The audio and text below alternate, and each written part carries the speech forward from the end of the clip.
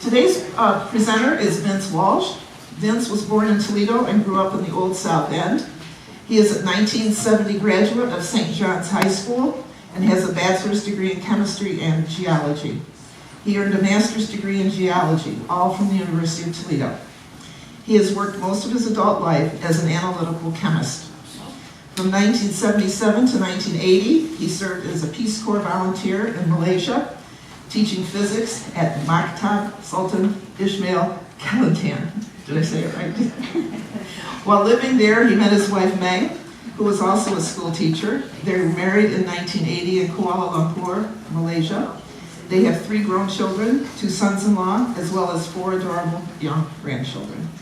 Vince is an avid walker. He enjoys hiking locally in our fabulous Metroparks, and he has hiked in the U.S., particularly in the western states with his son, Aaron, and his nephews. Also, he is passionate to learn about and experience other cultures, and to visit and hike in other countries. To name a few, he has hiked the Inca Trail in Peru with his son, and solo in Switzerland, and on the Camino Francés in Spain. Most recently, he returned from hiking the Camino Portuguese. Some of his experiences in other countries include Japan, China, Singapore, Malaysia, Central Europe, to name a few, and he has shared these in prior travel circles. This past year, he and his wife Meg visited Iceland and Norway, a trip which he is excited to present to us today in his presentation, The Wonders of Iceland and Norway. Vince? Thank you, Chris. Can everyone hear me in the back there? Okay. Yes, I guess it's okay. The Wonders of Iceland in Norway, mountains and waterfalls and fjords, 2 countries similar in many ways. Both countries share a deep and a long connection to the sea.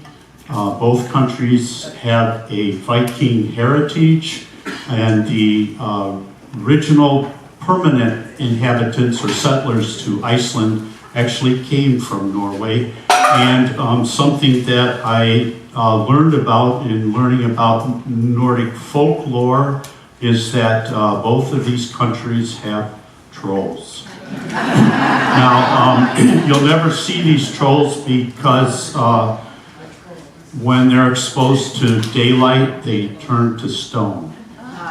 So this past June, Ming and I visited both of these countries. We flew to Iceland and then had some time there, then took a 10-day cruise with 3 more stops in Iceland and then 3 stops in Norway. And I want to just thank the Google place for coloring in on this map. Every place I took pictures so I can show you where we went. First we visited places around Reykjavik. Then the cruise started and our first stop was in the Snæfellsnes Peninsula. Then we went to Akureyri. Then we went to Norway, first to Kristiansand, then Trondheim, and then to Ålesund, before returning to the West Fjords, and then finally back for one last stay in Reykjavik.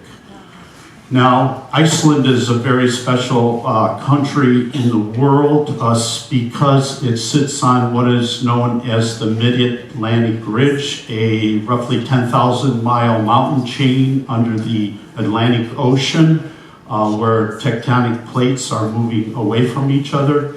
And it also has a giant body of magma underneath it, known as a mantle plume. And on the map on the right, it shows how the Mid-Atlantic Ridge passes through the country of Iceland. And I've circled that section in the bottom there because that's exactly where the majority of the people in Iceland live. So this map of that section, we see Reykjavik up in the right. Do you see it there? Yeah, that's it. And the airport is Keflavik International Airport. It was actually originally built in the 1941 when the American military came here. And if you've seen people watching rivers of molten lava, it would have been right in there. This is actually the two blue arrows show how the plates are separating here. So most of Iceland is made up of a rock known as basalt, and this is a picture of it here. And as you're coming in from the airport, you might see a terrain that looks like this. The vegetation that grows predominantly in Iceland is moss. It takes about 90 years to establish itself, but it's very delicate and can be easily destroyed. So the other plant that we saw was that purple one there, and that is Alaskan lupines. It was introduced into Iceland, but it has become to help with erosion, but it's become an invasive species there. Now, it's often said that the Vikings cut down the trees in Iceland for lodging, for boats, probably for firewood. This is one of the probably the original species of tree that would have been in Iceland. That's a downy birch. So we arrived in Reykjavik, which is the capital of Iceland, and this is a picture from our hotel window. After we were settled, we went out for a walking tour. That statue there is of a guy named Ingolfur Arnarsson, and he's considered the first permanent settler to come to Iceland. He came in the year 874, and he actually settled at this spot. When he came here, apparently there was smoke, geothermal smoke coming up, so he named this place Smoky Bay, which in Icelandic is Reykjavik. And that's our guide there. So he told us that, I was a little surprised that he's a direct descendant of Ingolfur. I don't remember how many greats he had to use to get back there. And the other interesting thing he said was many Icelandic people are descended from him. So a question that he would have to ask a young woman if he became interested in her is something I never thought to ask me when we first met. How closely are we related? So actually we started the tour here by the statue of Jan Sigurdsson. He lived in the 19th century. He was a nationalist. He was wanted Iceland to become independent from Denmark. Well, that never happened until 1944, and they did it on the year of his birthday. The day of his birthday, June 17th. And we just happened to be in Iceland June 18th. So you see the flowers there. Now that's the Parliament building in Iceland. The Parliament is known as the Althing in Icelandic. And actually, Iceland has the longest continuous parliament in the world. It actually started in the year 930, but it wasn't here. This is the Harp Concert Hall, and I thought it was a beautiful building. The glass exterior with the dark glass is meant to represent the basalt that this country is made of. And on the interior, we have all these geometric motifs representing a fracture pattern that actually occurs in basalt. It's called columnar basalt. Then this is the Rainbow Street. It's a symbol of the joy and support that Iceland has for diversity. And at the top of the hill there is the most prominent structure in Reykjavik. That's the Hallgrímskirkja Church. It's named for a 17th century Icelandic poet and clergyman, and it's designed to give you the representation of a mountain and the columnar basalts. This is just a few pictures of the interior. This is, I'd say in roughly 1530, the Reformation came to Iceland. So this is, denomination is Evangelical Lutheran.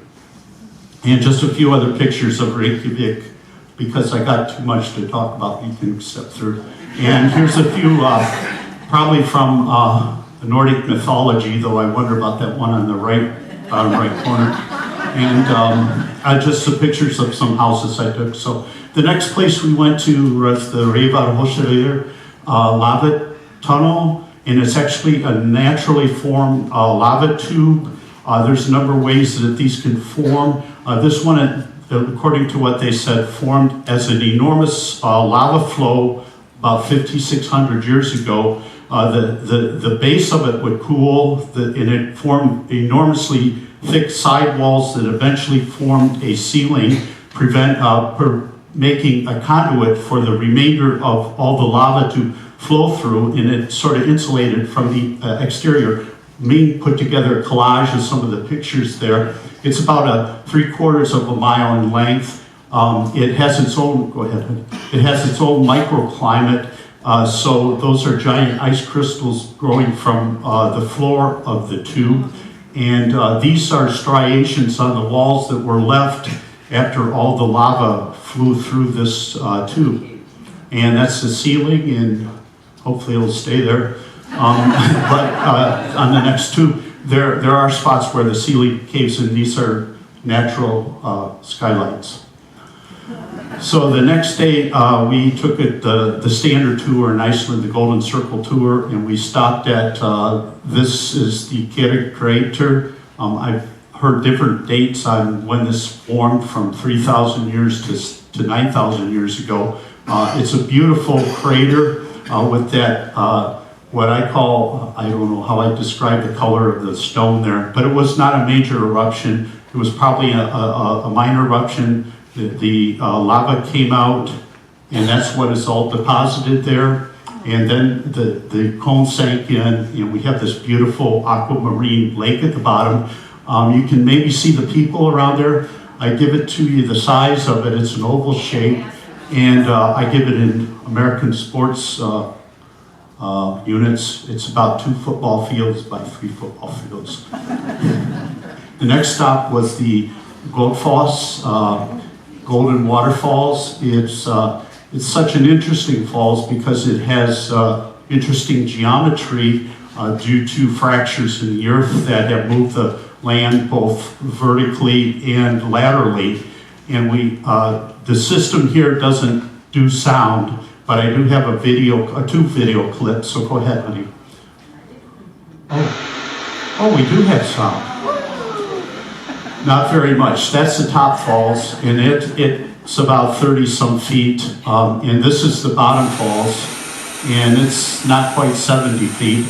And the video clip might have been longer, except the camera person sort of was following the direction of the water, so I had to cut it there. And our next stop was what's known as the Geyser geothermal area. It's named Geyser because that was the name of a geyser that was here, that's still here, but it doesn't operate.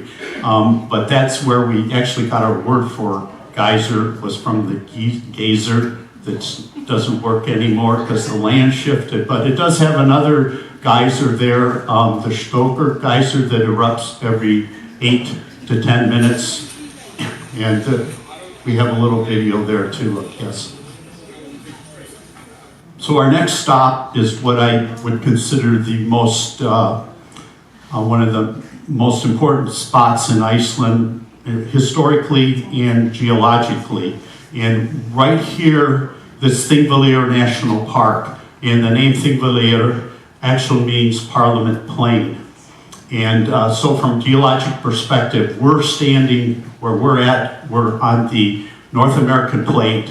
We're looking way across towards the Eurasian plate, and the entire middle section there has, because of the 2 parts moving away from one another, has fallen. It's, according to their documentation, it's 7 kilometers across there, and that's geologically that's referred to as a graben. Another important thing about this is if you look over there, the water is flowing into Iceland's largest lake, Lake Thingvallavatn, and there's a fracture right here. That's part of what is known as the Almadygal Gorge. So go to the next one. So the historical part is that this is where the first Icelandic parliament was held. It was first held in the year 930. So the chieftains and the freedmen and others would come from all over Iceland to meet here in mid-June to pass laws, to do other things, whatever business had to be conducted. And this went on for, I believe, 700 or 800 years.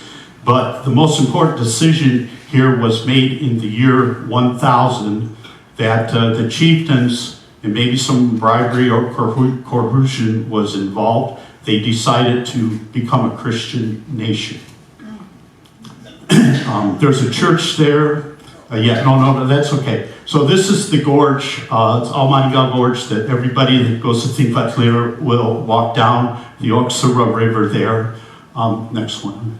So on the left there, each one of those sections, and it's about 40 meters high there, represents a lava flow. So that's 40 meters of lava there. Actually goes, said to be totally 100 meters. That's our very knowledgeable and informative guide that was with us.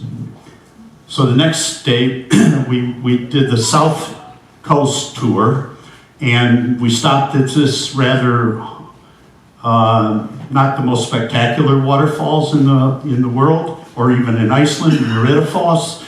But the thing about it is, it's the most voluminous.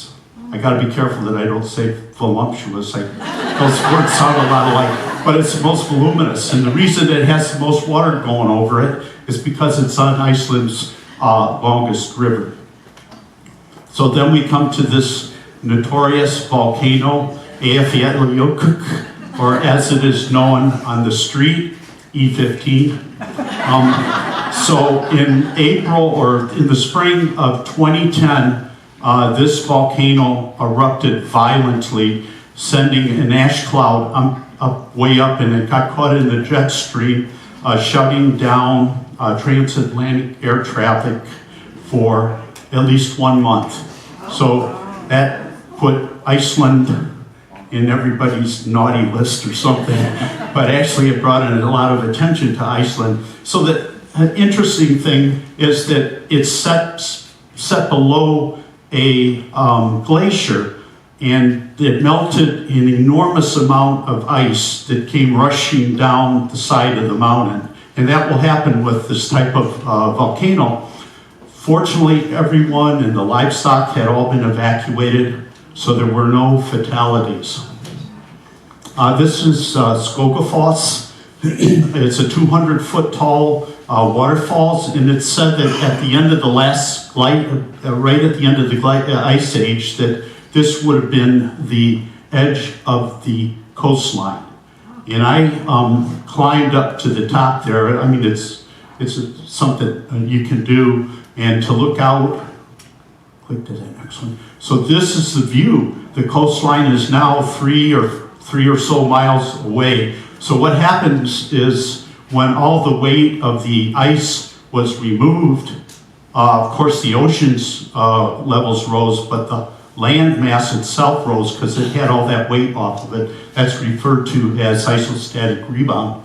And while I was up there, I saw some Icelandic sheep.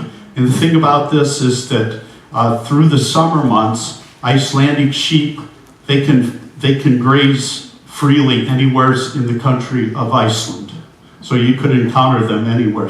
So there's a story that some guy, the first settler here, hit a big chest of gold back of that waterfalls, and somebody said they were able to get the handle, but I don't know. That's all that they ever got. I think that's just a story. Now, some of you might not have believed that when I said about the trolls turning into stone. Here's the evidence. Can you circle that, honey? So according, there were some trolls were trying to pull a very large wooden ship to shore, and daylight came and everything turned to stone. So, I mean, black and white, there's the evidence. So we were in that same area except around this big cliff, and this is Reynisfjara, the black beach, black sand beach of Iceland, and that's one of those trolls. And then we see the basalt fracture pattern right there. Now, I would have liked to gone around the corner there to get the rest of the picture, but this was high tide, I'm pretty sure. And go to the next picture. And this beach is considered the most dangerous beach in Iceland because it has what are known as sneaker waves. They're rogue waves that come in unexpectedly, powerful waves that could just take a person out to sea. That shows the beautiful black sand. Now, one micro sneaker wave got Ming's pants and boots and socks all wet, but no worse than that. And this is a cove being developed there. Go ahead. And in the background, you can see some more of those basalt columns. This forms from a fracture pattern that occurs when the basalt is cooled. Sohimioka Glacier, it's an outlet glacier, about 5 miles long. It looks very dirty, but that's from the volcanic ash that landed on it. It's a mile or so across, and it has this lagoon in front of it. Unfortunately, this glacier is receding at about 50 meters a year, so it may disappear in several decades. And the last waterfalls is the Søylandsfoss, also 200 meters tall. The really cool thing about this waterfalls, unfortunately I didn't have enough time to do it, is you can walk behind the waterfalls. That's really got to be cool. I got caught not knowing whether I had enough time or not, and I never did it.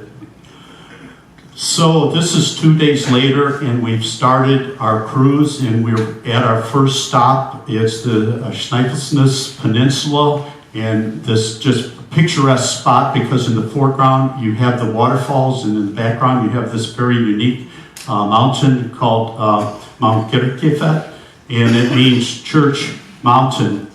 And unfortunately, I don't have a good picture of it because I say it was Church Mountain. It was up in the heavens when I was there. So I took this picture of the waterfalls, and there's actually three tiers to this waterfalls. This is the top one. And then we went to visit on the south coast of the Snæfellsnes Peninsula to Djupalandsander beach. It's a beach here. I'm just amazed because a few hundred years ago, this was a very popular fishing site. And people didn't go fishing there for vacation. This was part of their livelihood. So we would walk down to this I call it a black pearl beach. My editor called it something else. You can see along there what looks like little orange things on the beach. And what happened was, in the year 1948, a English fishing boat crashed. Only 5 of the 19 crew were able to be rescued. So this is left there as a memorial to them. And there's a picture of the some of the black pearls. What did I call it? What did you put there? Black pearls? Great. So to be a fisherman back in the day, you didn't need references or a reference or anything.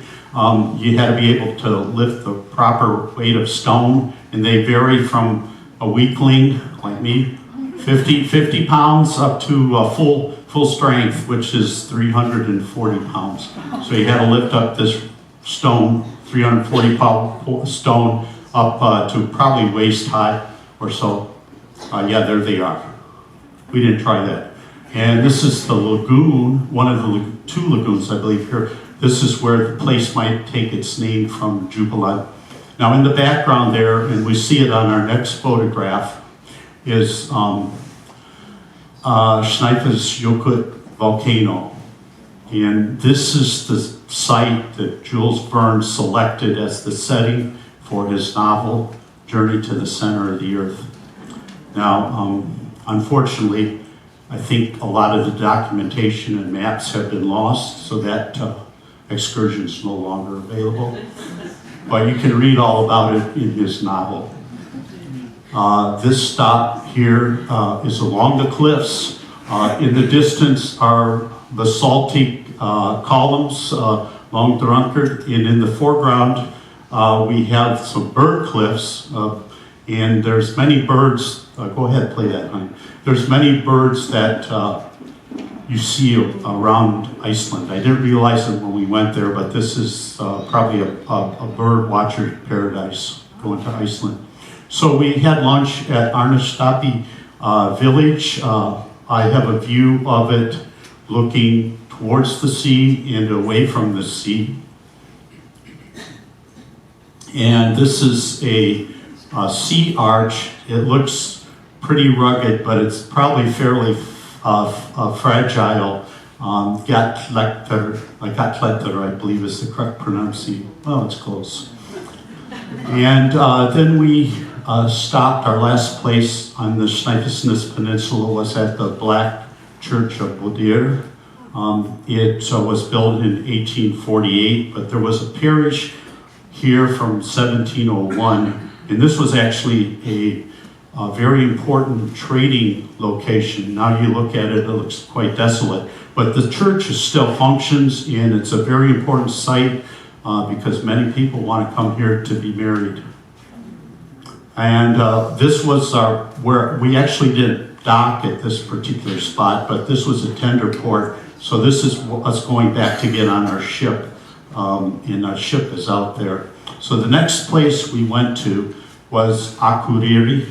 It's the capital of North, or called the capital of North Iceland.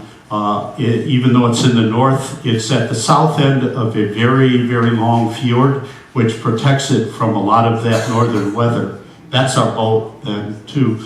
But we didn't, oh yes, go to the next one.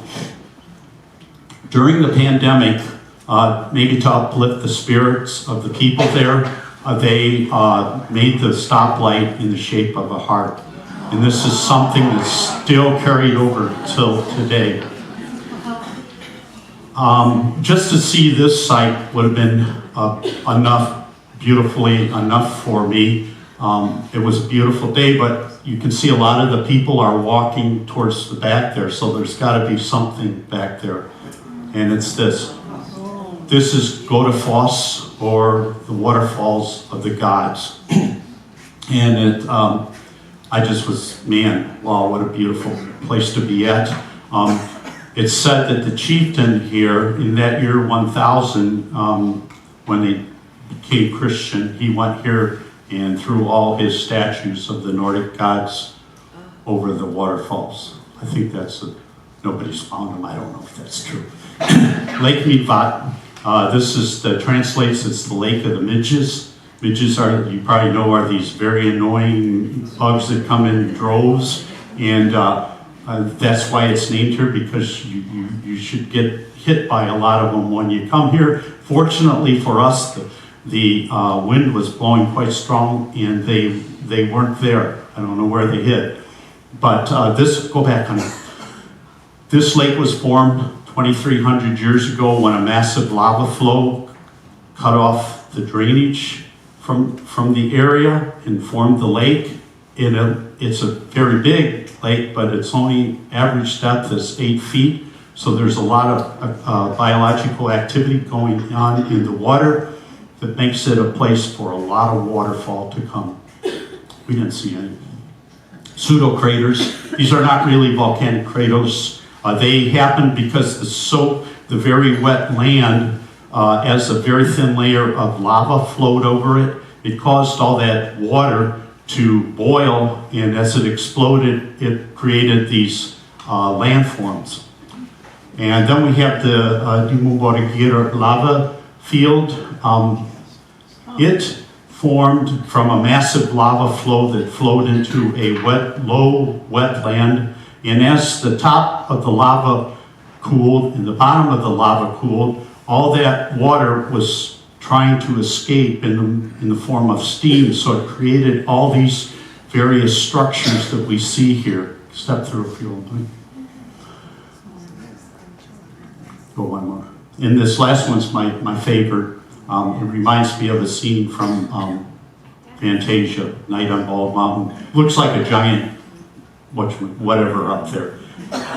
And this is one of the oldest geothermal power plants in Iceland.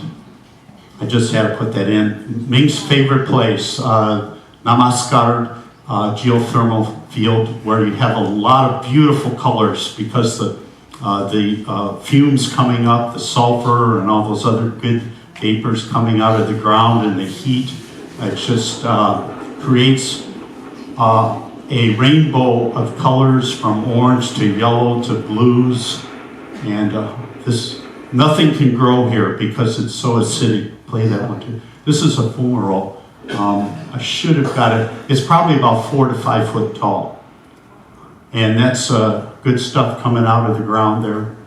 And I didn't stand downwind of it. So the last place we will look at when we're here in Iceland on this part is this hot springs. This I put in for any of the Game of Thrones fans. Apparently, don't raise your hands. Apparently there was a bathing scene, and this is actually where it occurred. And maybe there was some other things going on besides bathing. But I kind of sort of climbed down in the rocks to take this pictures, and I don't know much about Game of Thrones, but I know this place is not up to code. So this is a picture I took at about 11 p.m. as we were exiting the fjord on our way to Norway. And we sailed for about 40 hours until we got to Kristiansand, Norway, a beautiful town here, and we're in the evening. But we got on a bus, and it started to rain, and my heart was like, oh man, too bad, I wanted to see Norway. And then I looked out the window of the bus, and I saw that, and I said, wow, Norway, I'm here. And we continued south on the bus, and we came to this spot, and we're coming to what's known as the Atlantic Ocean Road. It's about 5 or 6 miles of highway that winds and twirls from one island to the next, and there's 8 bridges along it. That's one of the 8 bridges. And I give you another view of the bridge. It's driving in Norway is not to get from one point to the next, it's to experience the drive. And then from the driver's perspective, it looks like you could drive right off into the sea there. Then we went to stopped at the fishing village of Bud. It was the biggest fishing village between Trondheim and Bergen during the Middle Ages. And the next one shows a bunker left over from the German occupation of Norway during the Second World War with the artillery gun there. One of the reasons, probably the main one, that they wanted to have Norway so they could hide all the U-boats in the fjords.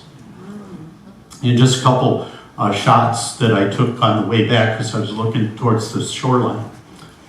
So the next day we would go to Trondheim, Norway's 3rd largest city, and it's set back in away from the open sea on the Trondheim fjord.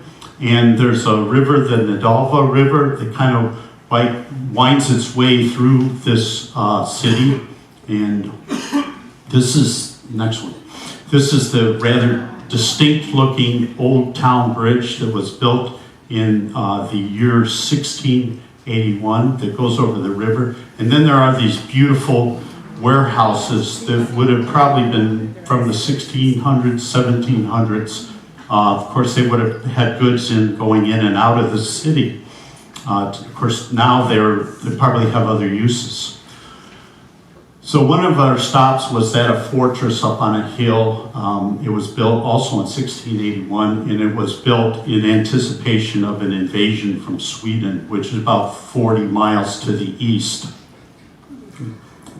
Just probably too much history, but Trondheim was founded in 997 by a guy, Olaf Tryggvason, who became King Olaf I of Norway. He tried to convert by force Norway to Christianity. He would die in a sea battle in the year 1000.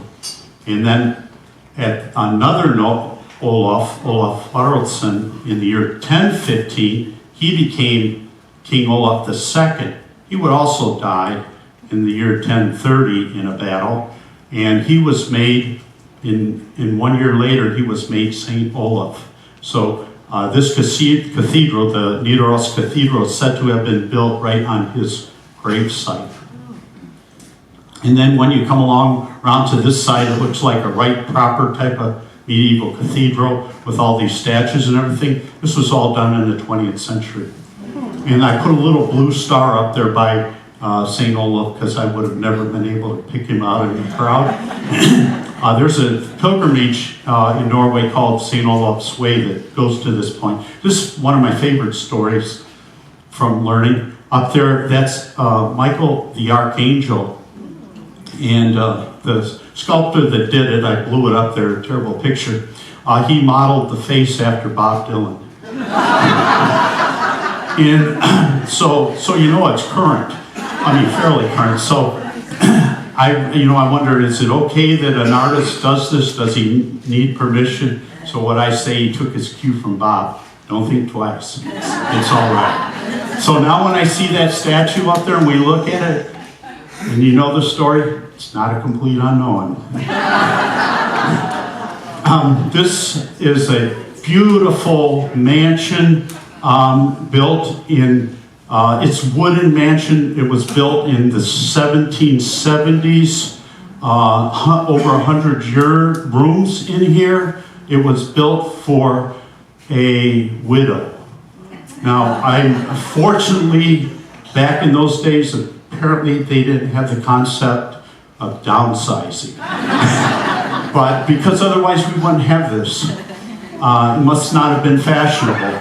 But I just think that's gorgeous. But this building is considered one of the largest wooden buildings in Scandinavia, and it became the property of the government of Norway. It is the residence for the royal family whenever they're here in Trondheim. I don't know, man, it's beautiful. You can go past that one. And there's another picture. And here we have, interestingly enough, on the left, we have what's known as the Umbrella Street. And on the right, I don't know what that one's called. But I understand they did this so that if a visitor's out and they don't know where the heck they're at, you just look up and see there's the Umbrella Street. I'm not lost. In the middle is the Art and Cultural Center, a very plain-looking building, so they put a praying mantis on it. And then this one, Ming said I had to put this in. This is the only bicycle lift in the world. Now, after I saw this thing operate and thinking without modifications, this is always going to be the only bicycle lift in the world. Yeah, wait. Yeah, so you might say, I thought you said you can't see trolls in the daylight. That's a statue.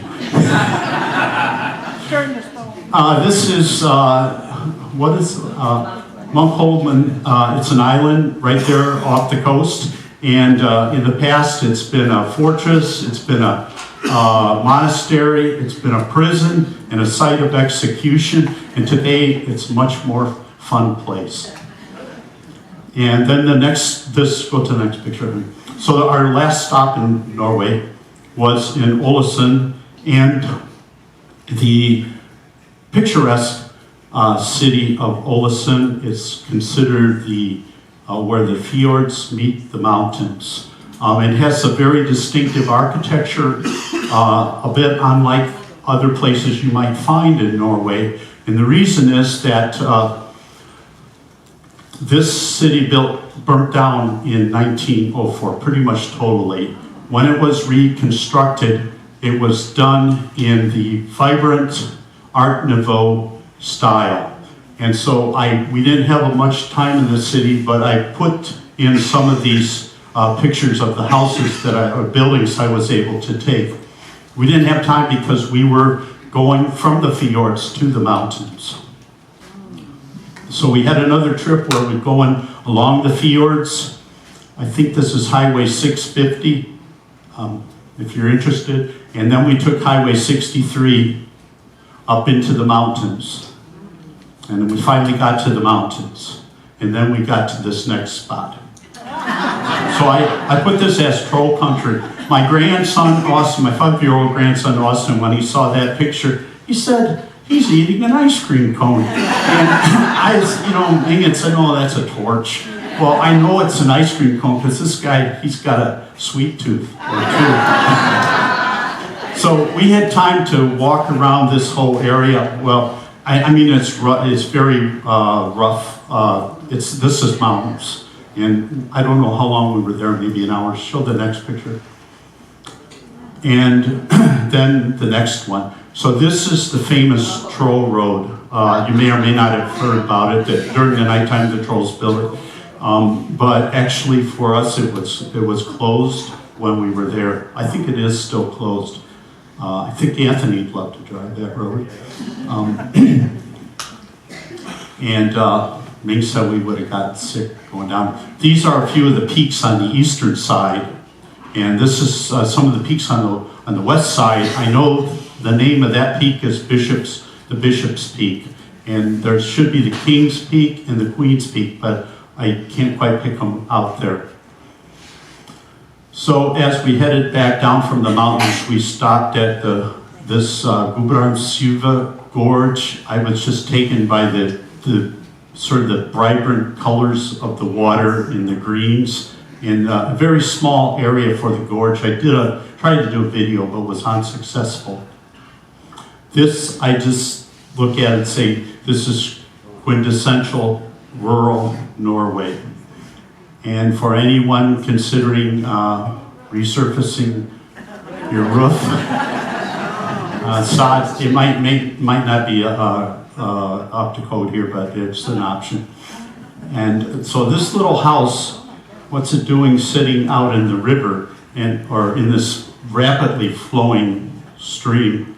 And our bus driver said, "Oh, that is a hydroelectric power plant." And it's built like that so as to, sort of fit into the environment. So we had some very delicious strawberries that were given to us. So this is sort of like a tribute to John Lennon. I call this one Strawberry Field Forever. And our next stop was at this rather modest looking, plain, white wooden church that was built in the year 1789. And it doesn't give any indication of all the artwork that it has inside. So this is the interior of the church, and it's painted in the year 1799. Two itinerant craftsmen came through, and they are the ones that did this. And it's a Norwegian folk style. I think the word they use is rosemåling. Anyways, most of these are either, there are many religious figures there, and on the right, there are the apostles. And you might notice that one of them has an X through them. Not a Twitter reference, but I took that picture from the pulpit, or the choir loft in the back. And here we have Mark, Luke, and John, because their names are written there, and something happened to poor Matthew over there. But you can see how ornate this art style is. On the next picture, I don't know why this particular parable was chosen, but this is from the Gospel of Matthew, chapter 25, the parable of the 10 maidens. 5 of them apparently had enough oil, 5 of them didn't. And so when I looked at my picture, I realized I could only find 9 maidens. So I'm thinking that 10th one went for more oil. This is a boat that was hanging. I don't know if that would have been before this particular church was built. So the last stop we had in Norway was at 2 cobblestone bridges that were built between 1916 and 1919. And they were to span a river, but in the middle they went to an island. So with the island they could span the entire river. And they're no longer used for automobile traffic because they're not suitable, but they're beautiful structures, and we were able to walk across both of these. And then at the north end of it is a beautiful tunnel. And since I learned a little geology, I got to say something. I mean, this is a rock that's common, a beautiful rock that's a common rock in Norway. And it's spelled Gneiss, but the pronunciation is nice. And this is the picture I took of the two bridges from the bridge that you actually take now to go across this river. And so we left Iceland, Norway, to sail back to. I took this that picture as we were leaving. So we were supposed to stop at the town of Husavik in northern Iceland. It's the whale watching capital. And Ming was so excited to see a whale, and the seas were choppy. It was a tinder port. That means you don't dock. You get on a little rowboat and hopefully you make it to land and back. But we weren't able to stop, so we had to sail onwards. And this is just some picture I took out there. It was just beautiful out on the sea. And then we sailed to the northwest of Iceland to this town of Ísafjörður, and that's it there. And we took another bus trip. So that's do I have enough time? I want to tell something about this guy. Good. So this guy I was speaking to him in English, and man, he must be from England or something. Then a couple other drivers came up, and they all started speaking Icelandic, and I was talking to another driver. His name is Tom, this guy. And he said, Tom, he's the last of the Vikings. So at that point, man, this is going to be great. And Tom had a lot of stories. So since I got a moment, I want to tell one of the things he did say is that I didn't talk much about food during this whole presentation. My wife's also concerned. So they have a dish. I don't know what the name of it is, and it's a shark meat fermented in shark urine. And I only mention that because my wife did bring some treats today.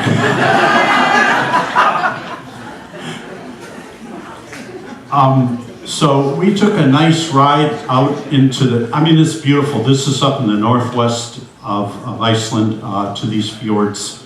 And we stopped at an Icelandic farm. Go to the next picture. So Ming collaged together some pictures from the farm. I didn't tell her. 3 of the pictures are actually from this farm. That one was not. That was at a different location. But that's material. So I had a real nice chance to get up close to one of these Icelandic horses before. But these are Icelandic horses, of course. This is a mare with her day-old foal.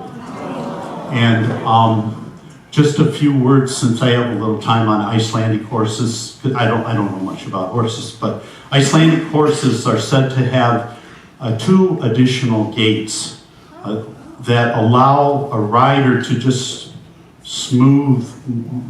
ride along smooth. And it's however they do it, I don't know. I don't know how horses work. Another thing about Icelandic horses is that they never go indoors. The only additional protection they might have is to be put under an open roof. So throughout the year, they don't go indoors. The third thing about Icelandic horses, they've been bred here for hundreds of years. But if an Icelandic horse ever leaves Iceland, they're not allowed to come back in. Okay, so we would continue on this drive until we got way out in what looks like it's beautiful. We're out at the end of this fjord. And I got out, and we were out already. Go to the next picture. So this is not my picture. This is a picture my sister took when she was in Iceland. I don't know how she ever got pictured. But that, and there's a quote some famous person put up there. What is this is the fiercest bird I have ever encountered. So I went outside of the bus, and there were some of these there, and I wanted to take a picture. They attack. These birds will dive right for the head. So you want to wear a helmet if you're ever out there. Look at the beak on that thing. This is what's known as the Arctic tern. I don't know much about birds, but I do know a little bit about this guy. And you know, we have these people, and I don't want to be offensive to anybody, but some people go winter in Florida. My wife didn't even know they were called snowbirds. People that go to spend the winter in Florida, these are the real snowbirds. They live up here close to the Arctic, and they spend their summers or their winters down in Antarctica. So I say, you know, when these families are driving to Florida, just think of those Arctic tern families. Are we there yet? We haven't even crossed the equator. So we didn't go out here to get attacked by a bunch of birds, though. And there's another picture. Actually, what we came to see was this tier of waterfalls. This is Dinyandi Falls. There's actually 7 waterfalls here with the beautiful Bridal Veil Falls up at the top. You can do the video, honey. Yeah, I was shaking the camera a little bit. And again, unfortunately, because of the timing, I wasn't able to climb too far up there, but I think you can climb all the way to the top there. So on our way back, we saw some aquatic life here. Can anybody see the seals? I wish I would have had a telephoto lens to get some of those. And so on our last day, now that's a picture off of the internet. On our last day, Ming had said, look, we've been together 24/7 or 24/8 for the last 2 weeks. We need to go our separate ways. And so she had always wanted to see whales. And this was, she didn't see any in Alaska, none here, none in Norway. So she went on a whale watching tour. And I have to say that the largest thing that she saw when she went out for that trip was that boat. Didn't see any whales. I've been dealing with it all this time. But she did go to Puffin Island. And like I say, she took some puffin pictures, but that one's from the internet. But I went out on a hike out on the lava fields from the eruption of 2021 and 2022 out in a remote part of the Reykjanes Peninsula. And the guy right there is our guide. You show the next picture of him. There he is showing us what's known as pillow lava. Somehow it got reversed there. And I guess I probably don't want to go into it, but it's the way magma forms when it erupts into water. It gets the crust forms around it and solidifies, and then the entire middle starts to kind of like condense together. And that's an example of it there. It takes a little bit of the imagination. But that's our guide. He was a geologist. He specialized in seismology. His name was Giuseppe. He was from Sicily. And he spoke with a very thick Sicilian English accent. So this right here, that's lava. A couple of years back, it would have been that orange molten stuff flowing down. And I think, I'm not sure, but I think they put this rock right here along the side at the time the lava was erupting to direct the flow of the lava so it did not go down into a village on the coastline. And this is what's known as Pahoehoe lava. You can see the sort of ropey, weavy texture. The Pahoehoe is a Hawaiian word because that's what happens in Hawaii. The entire Hawaiian Islands are made of basaltic magma. So when you see those eruptions out in Hawaii, this is kind of like how the lava flows. And a dining experience that we probably don't have here in Toledo. This was what I call lunch on the lava. This is the real bad part. This was 6 hours. We left at 10 from the city of Reykjavik, and we didn't get back till like 4 or 5. But there were no bathrooms for the whole time. So I only ate. I didn't drink that little bottle of water I had. And so I'm going to stop at this scene. That's Philadelphia. That's a crater from the eruption right there. But what I want to say in closing this talk is when I started, I spoke of how similar Iceland and Norway were. And I think after we've gone through this presentation, we see how distinctly different these two countries are, yet how each country has its own unique beauty. And so the morning that we were getting ready to leave and fly back to the United States, I think I was still sleeping, she took this picture that she called the Midnight Sun. And so with that, I'd like to end this program. Thank you very much.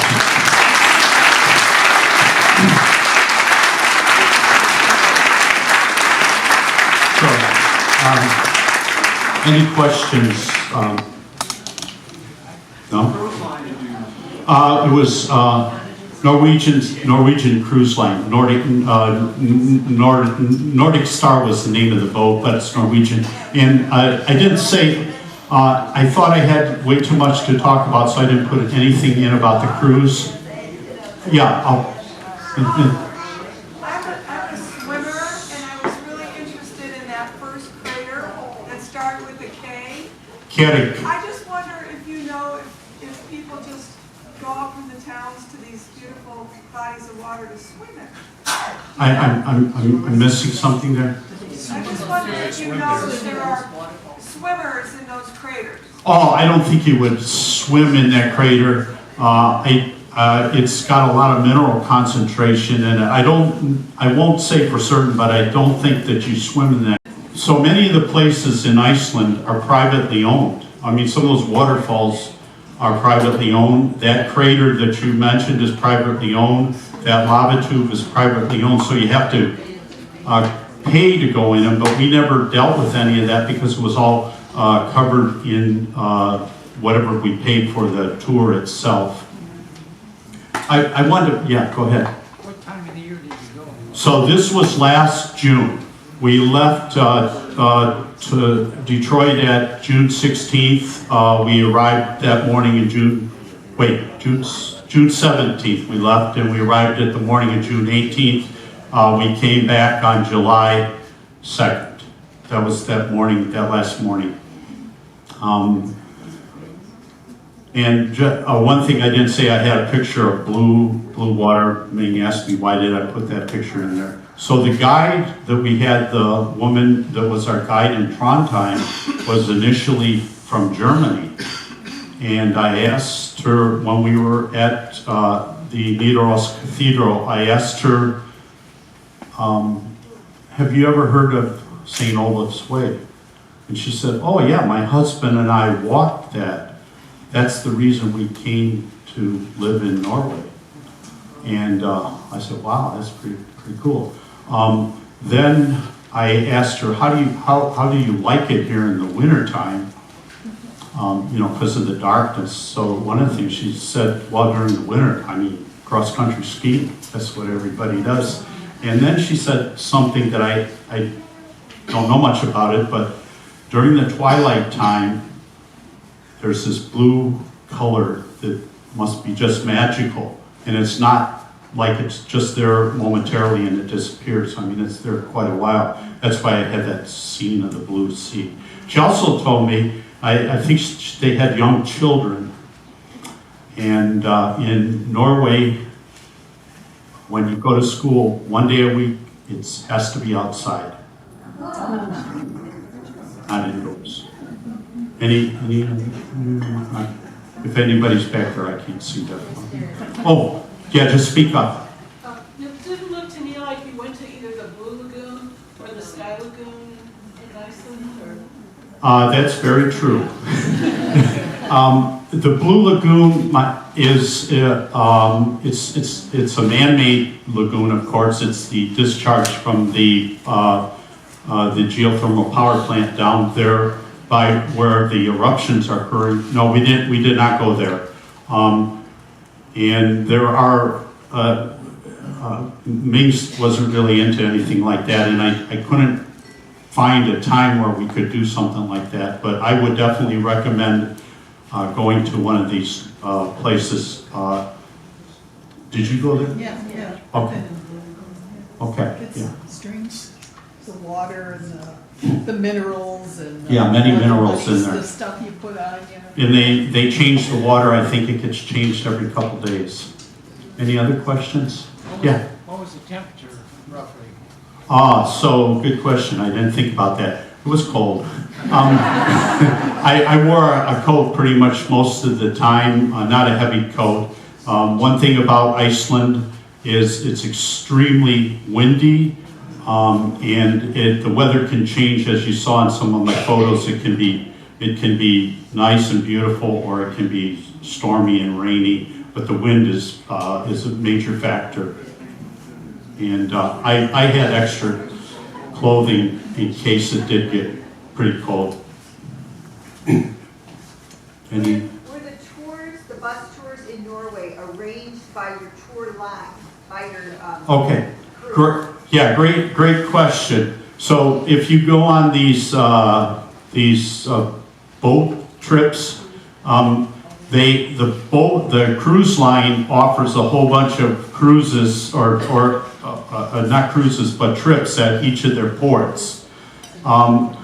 We only did that once. So the trips that we went on being arranged from a independent trade tour company, and because they're much cheaper. Okay. Now the big concern that people have when they do that is, if I don't get back on time, they're sailing without me. If you do your excursion through the cruise line, they can't leave without you. So that was like, yeah, I didn't get too nervous about it. Ming did all that worrying. In Norway, and I found it in Iceland, the people that offer these independent cruises are very good about making sure you're back when you need to be back.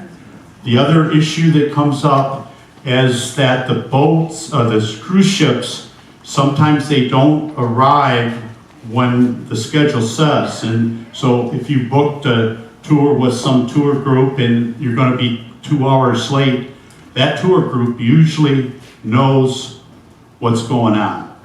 Okay? Is that okay? Yes. How was the food? Food. Oh, on the ship it was free. But in Iceland, it could be like $20 a person or $30 depending on what one ate. Food in Iceland can be expensive if you go out to eat. In Norway, wow, did we ever eat out in Norway? I guess I'm not big on knowing food, but in Iceland, if you go to Iceland, they do have local types of grocery places in Reykjavik where you can buy food at regular prices. And there's other places that are geared more towards tourists. That's also true with, in a different way, Iceland is known for its wool products, its wool sweaters and things. So if you were to go there and buy it, you want to buy the stuff that's authentically made in Iceland, because there's a lot of shops that will sell you things that were made elsewhere. And it's pretty easy to find out where those authentic places are. But in terms of food, we ate on the ship in Norway. I don't ever remember what we bought. Yeah, in the back there. In the church with the maidens, is that just paint onto the actual wood structure, I assume, of the church, or what was Oh yeah, that I mean, this was 1799. Those guys did all that. Yeah, it was just painted on the inside of the church. And since it's a folk art style, you know, you can be a little free with where things go, and it's not, you know, Michelangelo pure. Yeah, so it was painted right on the stuff, right on the wood.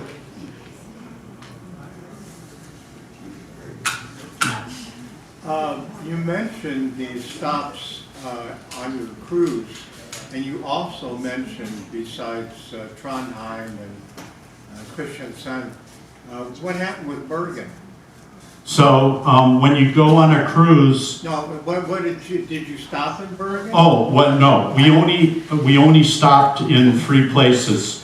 Those 3 places, because when you go on a cruise, you go to, you already know ahead of time what the ports are going to be.